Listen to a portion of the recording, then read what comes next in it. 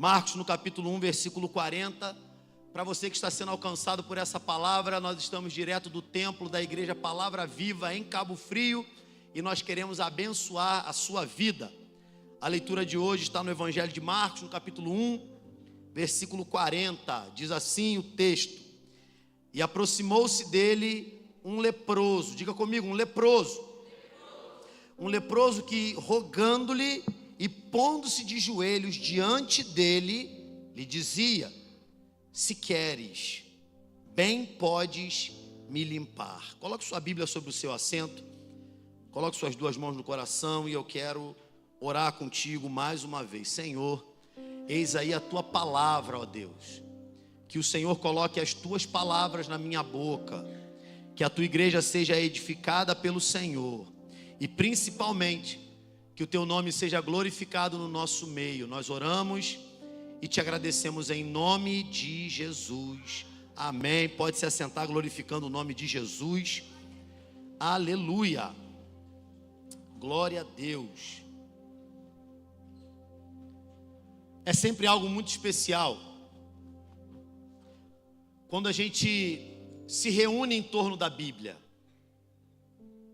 Quando a gente se reúne em torno da palavra, para que a palavra seja anunciada, para que a palavra se manifeste no nosso meio, para que a palavra venha a nos proporcionar discernimento a respeito daquilo que está acontecendo.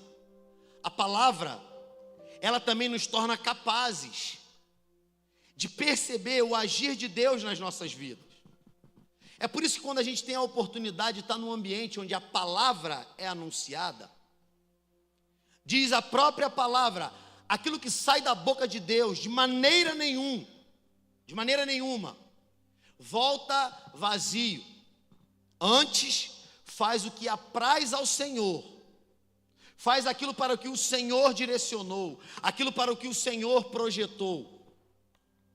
Toda a oportunidade da igreja de se reunir ao redor da exposição da palavra é a oportunidade onde nós podemos também presenciar o próprio Deus falando conosco. Porque se a palavra é a palavra de Deus, toda vez que ela é lida, seja num ambiente de culto, seja na sua casa, seja onde você estiver, que a Bíblia estiver sendo declarada, aquele ambiente, automaticamente, ele deixa de ser mais um ambiente trivial que você tem na sua semana. Aquele ambiente, ele deixa de ser um ambiente natural. Porque ao declararmos a palavra de Deus, o ambiente onde nós estamos passa a ser movido por uma atmosfera sobrenatural. A palavra de Deus, quando ela é lançada, de modo nenhum ela volta vazia. É por isso que o ofício do pregador consiste num dos maiores desafios da terra.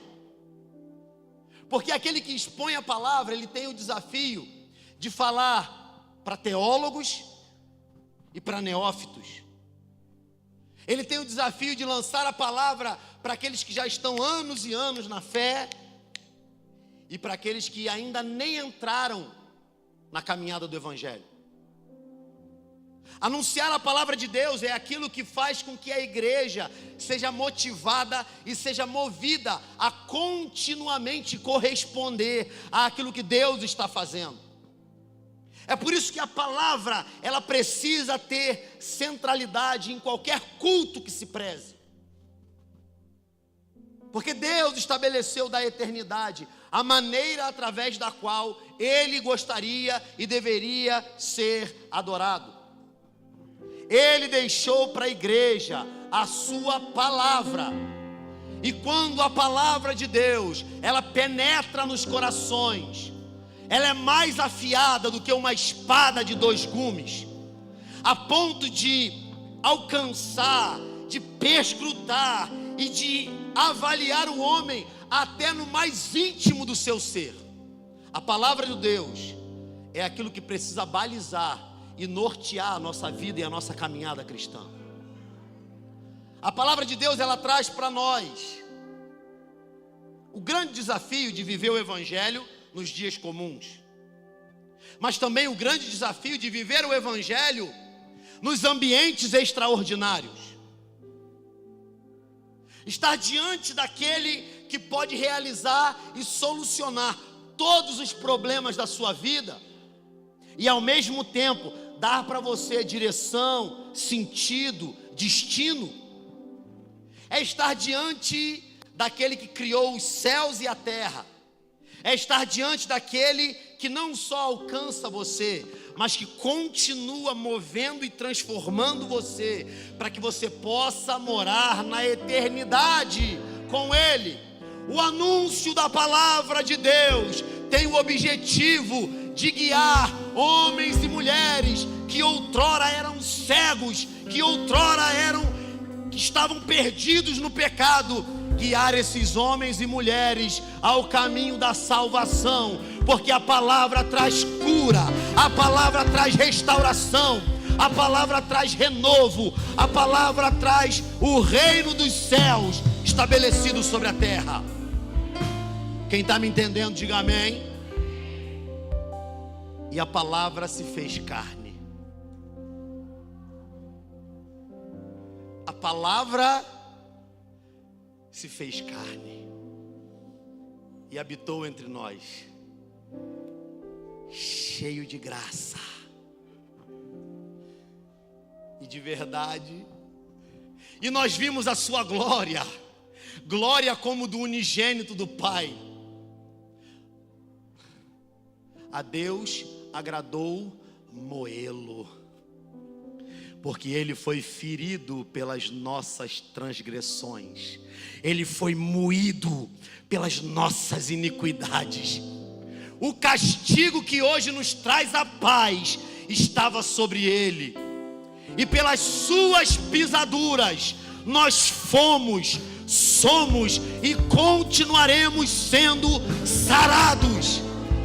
Aquele que é o verbo, aquele que é a palavra, ele se fez carne, ele habitou no meio de nós, ele foi obediente até a morte, e morte de cruz, e por causa disso, Deus o exaltou soberanamente, e lhe deu o nome que está acima de todo nome, para que ao nome de Jesus se dobre joelho nos céus, na terra e debaixo da terra, e toda língua confesse que Jesus Cristo é o Senhor, para a glória de Deus Pai.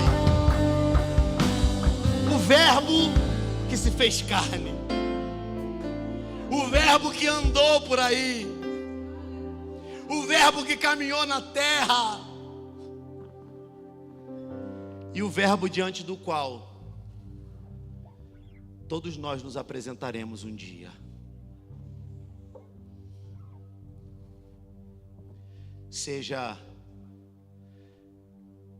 nas bodas do Cordeiro ou no grande tribunal do trono branco.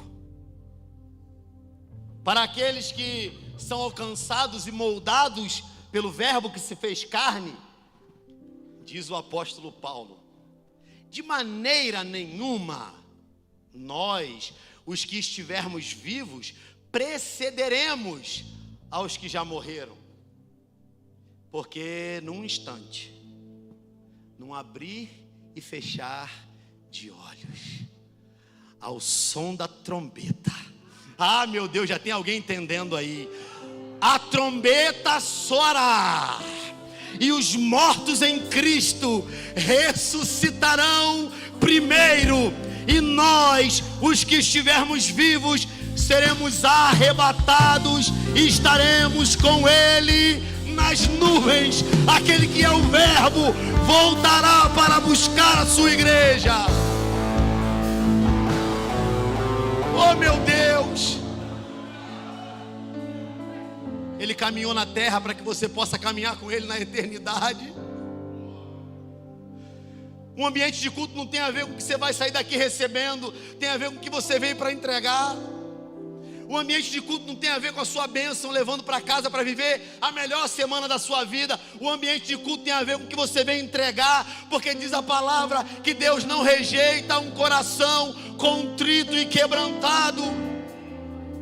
É isso que Deus vem buscar aqui, aqueles que o adoram em espírito e em verdade, em espírito e em verdade, em espírito e em verdade.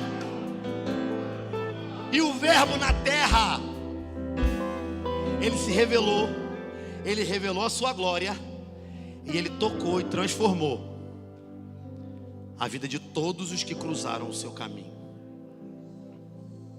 Dito isso, quero começar a pregar nessa noite. Aproximou-se dele um leproso. Talvez a nossa cabeça ocidental não consiga dimensionar o que significava ser um leproso nesse tempo, nessa região, nessa cultura. O leproso era aquele que não podia se aproximar de ninguém. O leproso era aquele que, se estivesse num lugar onde houvesse pessoas, ele tinha que ir gritando: ei, lá vem um leproso. Ele tinha que gritar a vergonha dele. Ele tinha que anunciar em alta voz a sua própria vergonha, para que aquelas pessoas que estivessem no seu caminho se desviassem dele. Porque qualquer um que estivesse perto dele, qualquer um que tocasse nele, se tornaria ritualmente impuro. E aí teria que deixar a comunhão também. Olhe para mim aqui, por favor. Talvez algumas pessoas que cruzaram o teu caminho até hoje trataram você como um leproso. Gente que tentou chegar perto de você e que também foi excluída tanto quanto você. Gente que tentou te ajudar e outras pessoas acabaram jogando vocês para fora. Talvez você não consiga perceber, mas eu tenho convicção da palavra que diz que ninguém veio aqui simplesmente porque não tinha nada melhor para fazer. Cada um de nós que estamos aqui é porque o Espírito Santo de Deus nos trouxe a esse lugar. Aprove a Deus que nós estivéssemos aqui reunidos nessa noite. Aprove a Deus que a sua palavra tivesse primazia no meio do culto da igreja. Deus sabia exatamente perto de quem você ia sentar. Deus sabia exatamente qual palavra Ele iria ministrar sobre a igreja. Deus sabia exatamente os louvores que seriam cantados. Deus sabia exatamente a maneira que você chegaria nesse lugar. E Deus também sabe exatamente a maneira que Ele vai tocar você, para que você volte para casa sendo transformado por Ele. A gente não sabe da conjuntura do amanhã. Eu tenho que te falar, a gente não consegue perceber e enxergar nem a conjuntura de uma semana, não é? Em uma semana tudo muda. Em uma semana tudo se transforma. Em uma semana, Luiz, Deus é capaz de girar uma chave e descortinar tudo que Ele tem prometido para você e que Ele tem projetado para você. Mas também em uma semana, coisas terríveis podem acontecer. Se aproximou dele um homem leproso.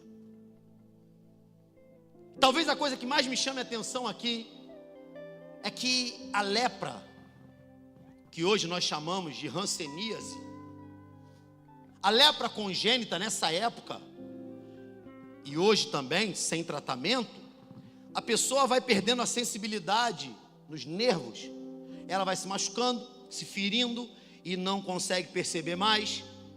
Ela é ferida no mesmo lugar e já não tem mais sensibilidade. Ela se acostuma com o ferimento, ela se acostuma com o sangramento, ela se acostuma em estar caindo aos pedaços, ela se acostuma com um sangramento que não para mais, ela se acostuma com a vida num ambiente onde a sua própria carne gera a podridão, que ele fica sentindo o cheiro, e aos poucos ele vai caindo aos pedaços.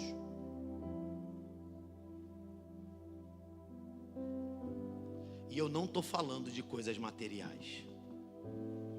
Talvez você esteja sentado aqui hoje e aos olhos de muitos seja um pai exemplar, mas só você sabe como a pornografia tem assaltado você.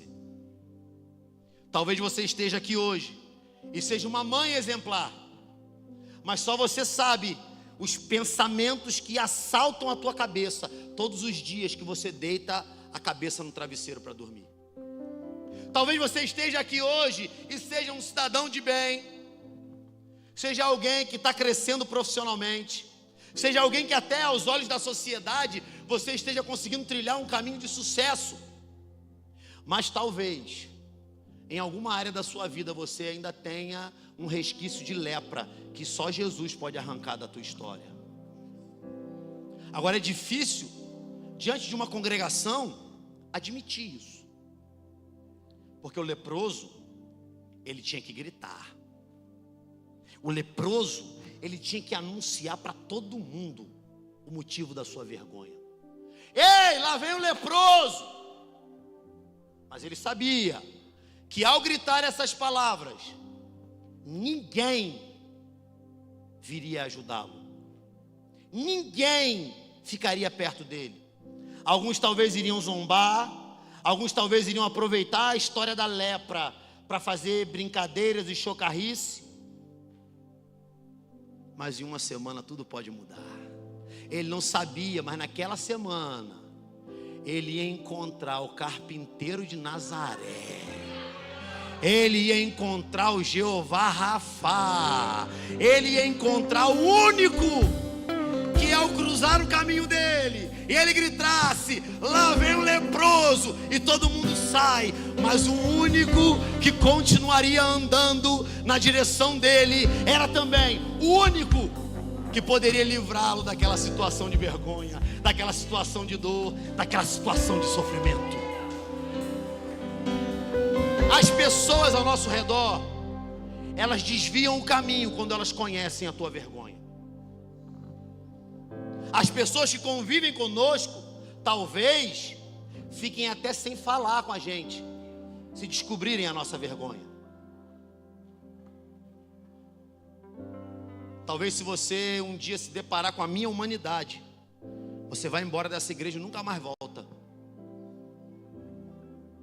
Talvez se eu me deparar com a tua humanidade, pode ser até que eu me escandalize. Mas não se emociona não. Porque se você se deparar com a minha humanidade, pode ser que você também se escandalize. O caminho está lá. Ele está trilhando. E é interessante porque junto de Jesus também tinha discípulo. Os discípulos também estavam com Jesus nesse caminho. E aí Jesus está vindo. Jesus está vindo. E lá de longe vem ele.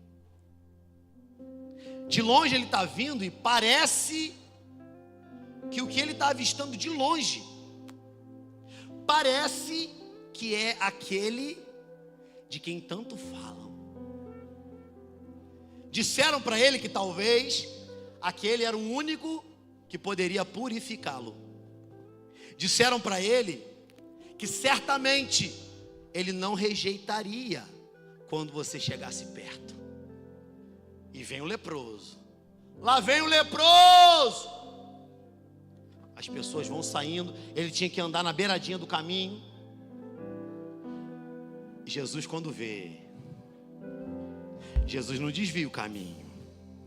Jesus não muda a rota. Jesus não finge que não viu. Jesus não faz assim, olha para lá, para fingir que não te enxergou. Jesus continua indo em direção a ele.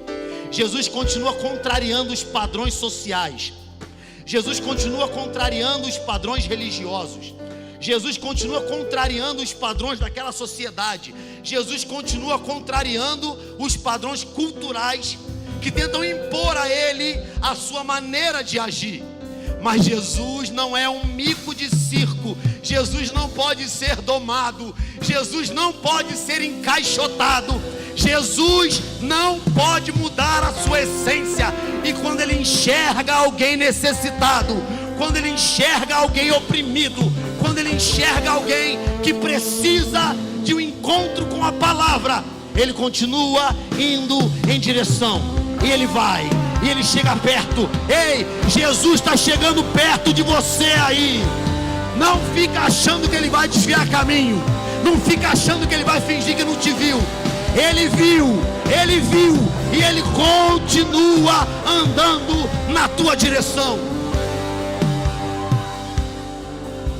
Só que era muito fácil para qualquer um que estivesse vendo aquela cena, dizia assim: ah, duvido, quero ver, essa agora Jesus não tem como, essa agora Jesus não vai poder fazer, porque todo mundo sabe que é leproso, todo mundo sabe que tem lepra, todo mundo viu a lepra,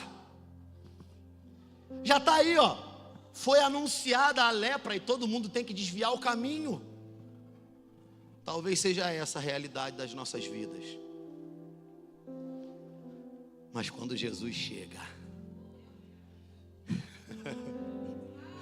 irmãos, eu não sei vocês, mas se tem uma coisa que me motiva, irmãos, é que naquele grande dia eu vou poder olhar para o rosto dele, eu vou olhar para o olho dele, Zé Américo, eu vou olhar para quem ele é, ele vai olhar para mim.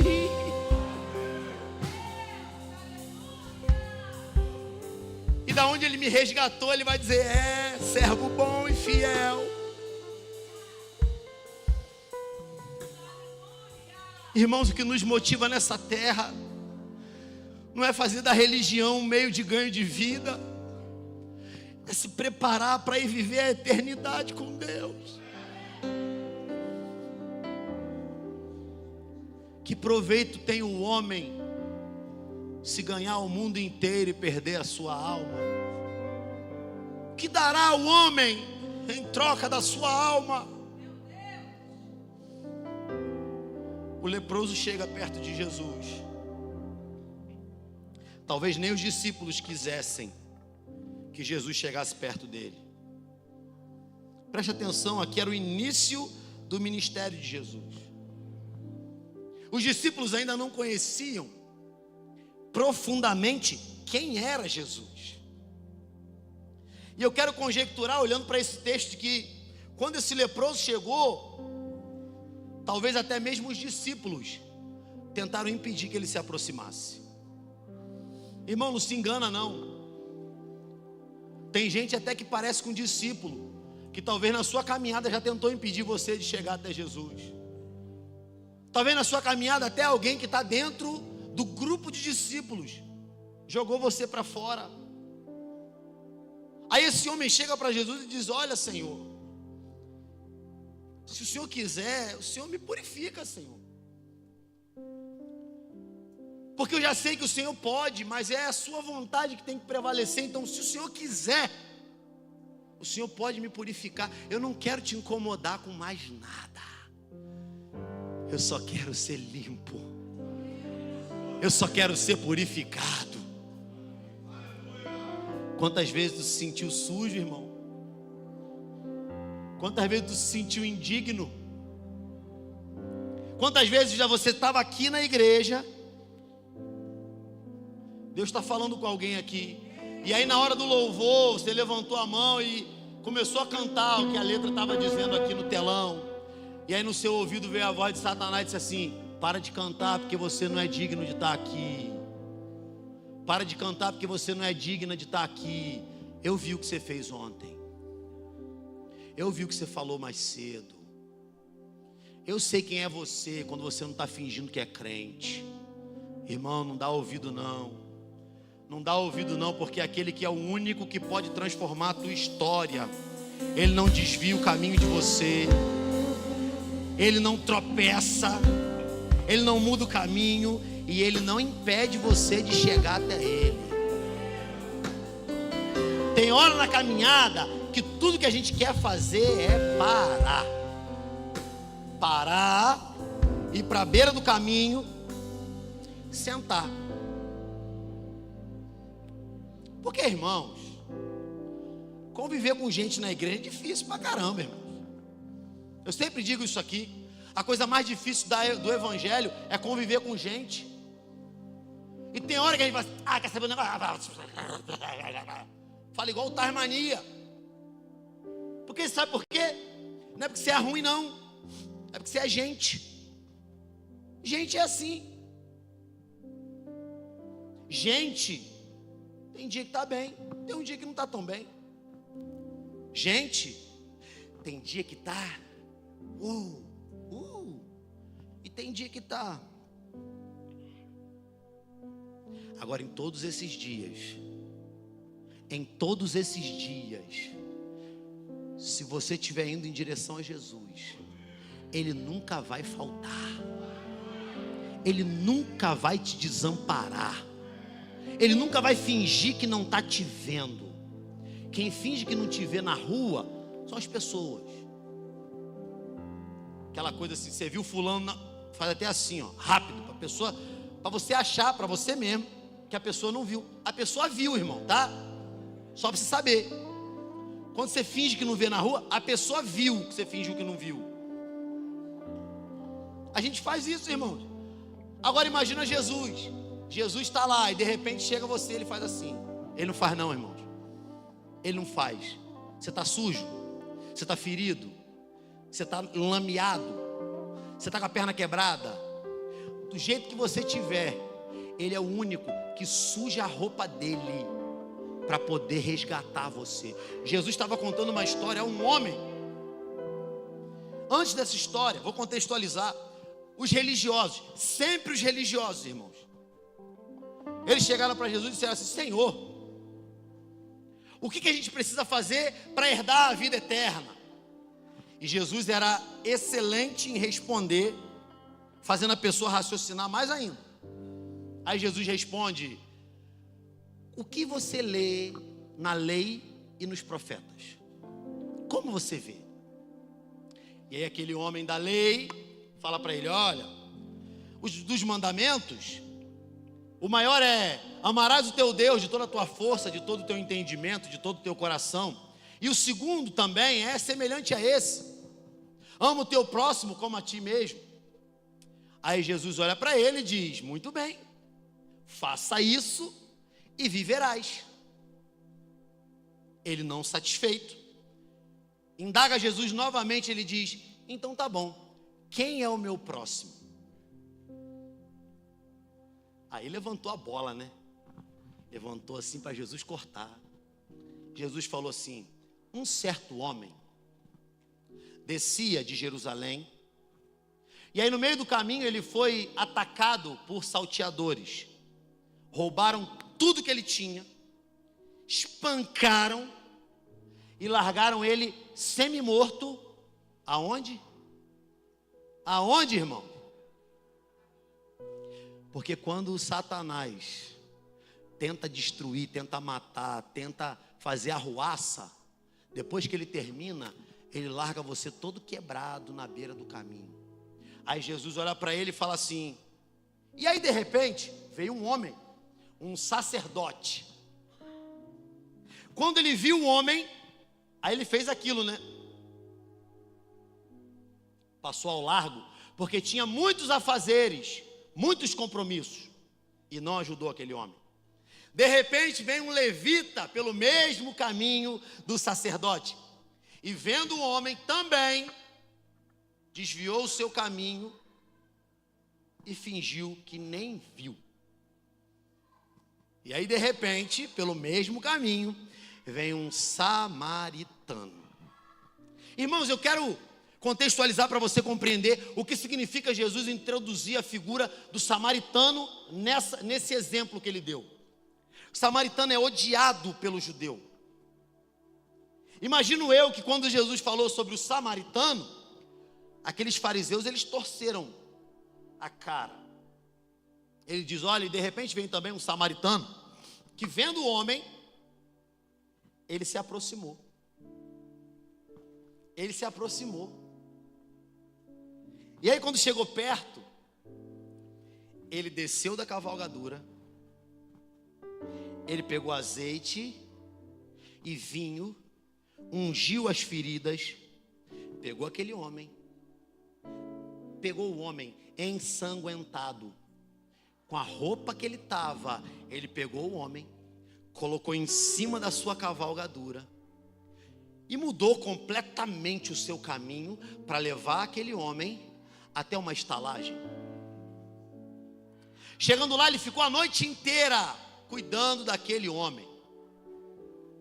E no outro dia, antes de ir embora, ele disse ao dono da estalagem: vou te deixar 2 dinheiros, cuida dele, e quando eu voltar, ai meu Deus, isso aqui é lindo demais, irmão. E quando eu voltar, pagarei o que porventura você tenha gasto a mais. E Jesus olha para aqueles religiosos, os que sabiam tudo da religião, e pergunta: qual desses pareceu ser o próximo desse homem? Irmão, sabe o que é a coisa mais extraordinária de Jesus? Jesus pega a nossa lógica religiosa e explode. Jesus pega o que a gente acha que sabe de Deus e inverte de cabeça para baixo. Ele chega ao ponto de dizer: olha, no meu reino, maior é o que serve. Aquele que quiser ser o primeiro, que seja o último. Aquele que quiser ter primazia, seja servo de todos os irmãos. O problema da religião é que ela faz você enxergar as pessoas com base no que elas têm para oferecer, com base no que elas têm para fazer, com base no que elas se comprometem ou não. Eu não ia falar não, tá filmando, mas eu vou falar, irmão, tô nem aí. Aí inventaram agora um tal de cultura do voluntariado. Não tenho medo de falar o que eu vou falar, do inferno, irmão. Porque pega um monte de gente para fazer as coisas continuarem funcionando, mas na verdade está preocupado com o que você tem para fazer, e não com quem você é, e não com o que Jesus tem para fazer em você. Aí a gente começa a usar as pessoas, e quando não presta mais, a gente joga fora. Sabe por quê? Porque se Darciné não quiser fazer, tem 30 querendo fazer. Ah, Darciné aqui, vai embora. Uma alma vale mais do que o mundo inteiro. Irmão, se alguém tivesse desistido de mim, você não estaria aqui hoje escutando essa palavra. Se alguém tivesse olhado para mim e falado assim: olha, isso daí, não, isso aí só dá problema. Isso aí, deixa para lá, deixa no cantinho ali. Deixa no cantinho ali que depois ele vai embora. É por isso, irmãos, que quando chega o leproso, você não tem que achar que você é melhor, não. Porque a gente fica assim: o que a gente faria se chegasse o leproso? Você não entendeu nada se você pensou isso. O leproso somos nós, irmãos. Está achando que você é Jesus, que vai curar as pessoas? Não, nós somos a igreja de Cristo. Claro que somos. O nosso papel é não atrapalhar o que Jesus está fazendo no leproso, porque é Ele que purifica o leproso, é Ele que arranca a lepra do leproso, é Ele que tira a lepra, é Ele que purifica, é Ele que transforma aquele que era um leproso num ex-leproso. Está pensando que era alguma coisa? Não, porque agora eu sou pastor, agora eu sou um ministro do Evangelho.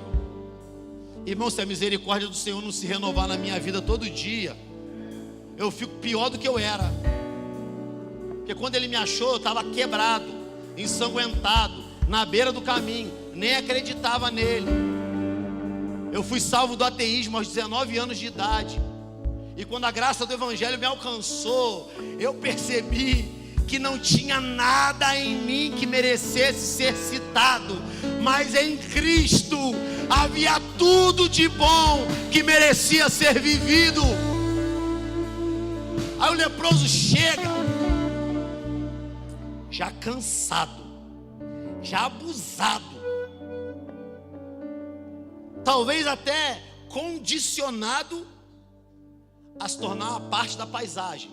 Sabe aquelas pessoas que vêm falar com a gente no dia a dia, vem com um negócio para vender, ou sei lá, para falar: posso falar com você? Você faz: não. Você nem olha mais no olho, você nem fala mais nada, você nem se preocupa, você nem se importa, você nem consegue mais enxergar o ser humano que está ali. Porque agora, vou falar só sobre isso aqui, e nunca mais eu vou comentar isso nessa igreja. Porque agora no Brasil, por causa dessa querela política, quem é de um lado olha para o outro, demoniza e fala isso. Aí o outro lado olha para um e demoniza e diz isso. Está dizendo o que, pastor? Que você é o isentão? Não, estou dizendo isso não. Eu estou dizendo que a gente tem que ser crente antes de ter um lado político. Eu estou dizendo que você tem que ser salvo por Jesus antes de acreditar em qualquer outra coisa na sua vida. Eu estou dizendo que você tem que fazer com que a obra da cruz de Cristo faça sentido na sua história.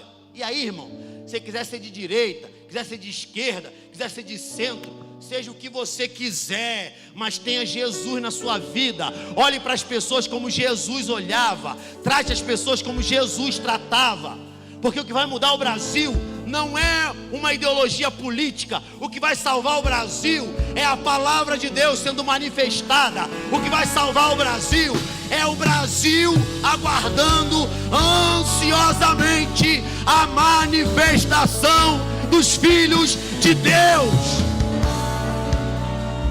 Não tem a ver com um candidato, tem a ver com Deus vivo. Não tem a ver com partido. Tem a ver com aquele que foi partido na cruz do Calvário. Aí a gente sabe o que vê na igreja hoje? Alguns lugares que se dizem igreja, ao invés de curar, ferindo. Ao invés de aproximar, afastando. Ao invés de trazer uma cultura de reino, se preocupando em transformar a igreja numa empresa. Irmão, o dia que isso aqui estiver virando uma empresa, é sua responsabilidade. Você que é membro dessa igreja, é sua responsabilidade me chamar e falar assim: pastor, está se perdendo. Sabe por quê, irmãos? A gente tem uma falsa ideia no meio evangélico que é assim: quem pastoreia a igreja é o pastor, e quem pastoreia o pastor é quem pastoreia o pastor é a igreja. Porque se eu não prestar conta para ninguém, quem garante para você que eu não vou ficar pior do que esses que eu critico? Sabe qual é a evidência de que uma igreja é aprovada por Deus? Não é a quantidade de gente, não. Não é a riqueza, não é a estrutura, não é nem a quantidade de gente que se converte ali. É se essa igreja continua próxima da Bíblia. Está próxima da Bíblia? Deus está ratificando. Está longe da Bíblia, irmão, pode fazer chover. Por acaso você não leu o Antigo Testamento? Quantas vezes Deus permitiu prodígios, maravilhas, e Ele diz: esse povo me honra com a sua boca, mas o seu coração está longe de mim. Está pensando que você é melhor que o leproso? Não vou mais lá, que o pastor falou que eu sou leproso. Irmão, em nome de Jesus, você é inteligente. Eu estou falando para homens e mulheres inteligentes aqui.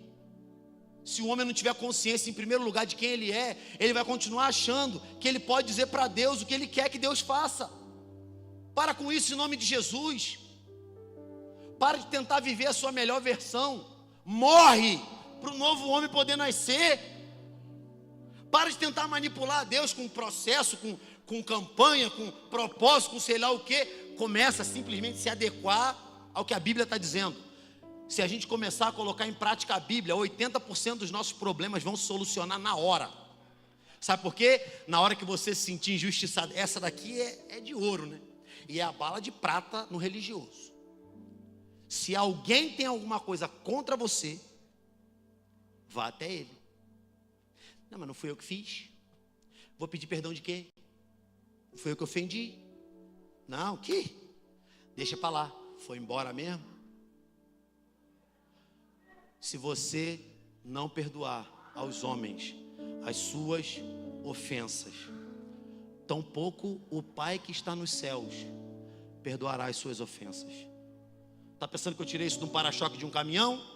Foi Jesus que falou, logo depois dele ensinar a oração dominical. Porque se vós não perdoardes aos homens as suas ofensas, tampouco o Pai que está no céu perdoará as ofensas de vocês. Irmão, está achando que vir para a igreja é botar uma roupa bonita e vir cheiroso domingo? Irmão, vir para a igreja se tornar cristão é ser desafiado no maior nível da sua vida.